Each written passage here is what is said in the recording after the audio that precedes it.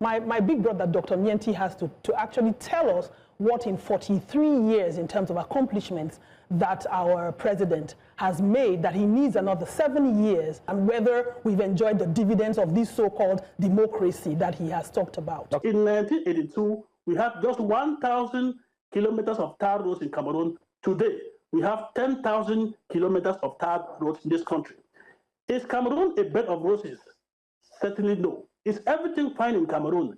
Definitely not. But of course, we must be objective to say there has been massive... In that objectivity that you're calling for, Doctor, in that objectivity you're calling for, you only mentioned 11 tertiary institutions in 42 years.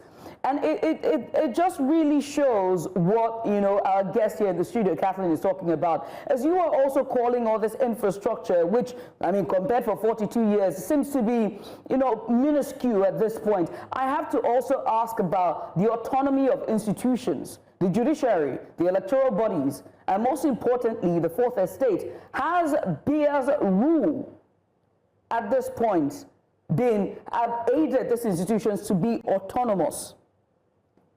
Have they moved to impeach the president once? Cameroon operates under the institutional framework or paradigm of Montesquieu, which talks about the division of powers, separation of powers, the executive, the judiciary, and of course the legislature.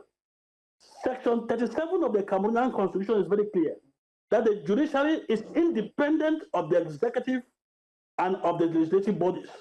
So you see that judiciary operates separately. It is true that by virtue of institutional checks and balances, the President of the Republic ensures the independence of the judiciary as the institutional head and representative of state apparatus. But in terms of practical operational functioning, the judiciary in Cameroon is autonomous and is independent. All of these institutions, the judiciary, the military, the electoral body, every single one of them is detected, appointed, everybody appointed there is done by the president. They have the yam, they have the knife, and they control how that works. Tell me how a population is supposed to function under such state capture.